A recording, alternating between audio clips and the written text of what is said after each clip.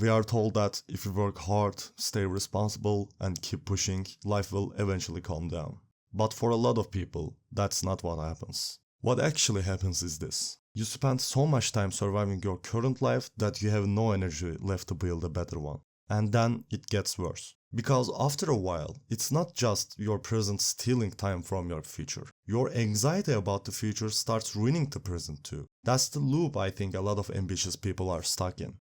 For a long time, I felt like I was trying to live three lives at once. One life was just survival, work, responsibilities, daily pressure. The second was the life I was supposed to maintain. University, classes, exams, projects. And the third was the life I actually wanted to build. My own ideas, my own projects. Something that felt like mine. That's what makes this kind of life so exhausting. You are not just trying to survive today. You are also trying not to waste tomorrow. And after a while, that splits your mind in half. Before university, people always say things like, once you get in, things will calm down. Once you make it there, life gets easier. For me, that never happened. Life just kept getting harder. At one point, I had to delay my education by a year and a half. Because I was working 6 days a week as a bartender and I barely had time to go to class or study properly. And that's the part that really messed with me. I started working so I could keep studying, then I was working so much that I couldn't study. That kind of loop does something to you. Because you are doing what you're supposed to do. You are trying to be responsible, you are trying to move forward. And somehow, you still feel like you are falling behind. In my case, it didn't stop there. I studied psychology at a difficult university. I also worked part-time as a waiter. And on top of that, I'm trying to build something for myself through projects and YouTube. The hardest part isn't just being busy. It's that everything starts competing with everything else. When I'm studying, part of my brain is thinking about videos. When I'm working on videos, part of my brain is thinking about classes, deadlines, and exams. And when I'm at work, I'm thinking about all the time and energy going into something that doesn't really feel like mine. So even when I'm doing one thing, mentally I'm being pulled by the other two. That's what really drains you.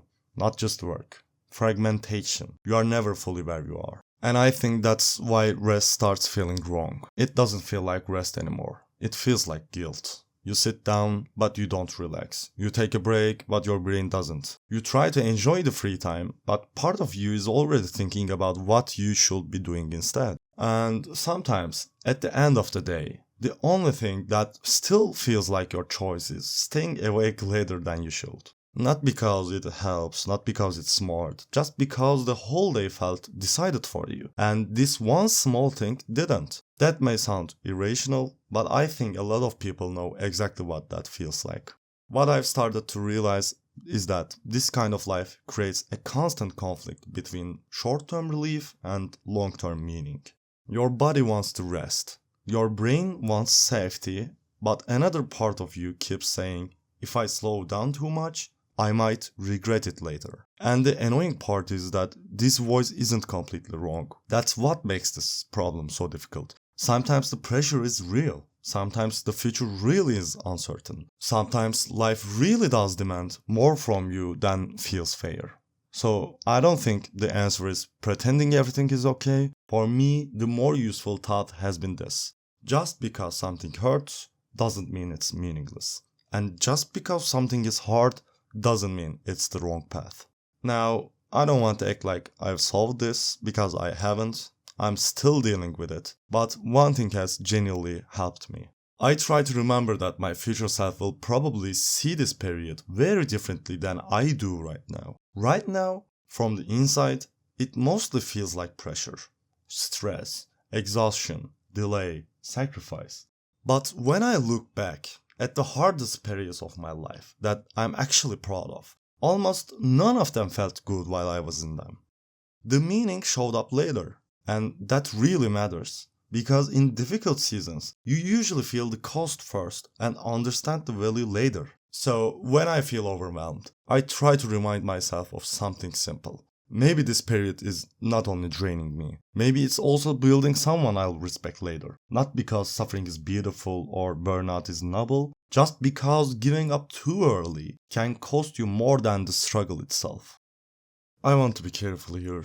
I'm not saying endless suffering is good. It's not. Being miserable all the time is not discipline. Destroying yourself is not ambition. But I do think there are seasons where the better question is not how do I make this easy? Sometimes the better question is this difficulty taking me somewhere real? That shift helps me because then I stop asking whether every hard season feels good and I start asking whether the pain is buying me more freedom, more choice, and a life that actually feels like mine. And I'm still learning how to deal with all of this, but I think this is the most honest thing I can say right now. If life is going to be harder either way, I'd rather struggle in a direction. I'd rather be tired building something than comfortable becoming someone I never choose to be. That's not a perfect answer, but for now, it's a real one.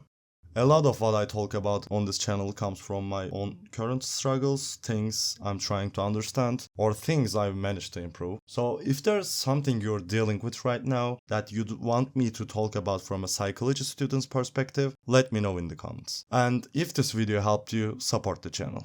Thanks for watching.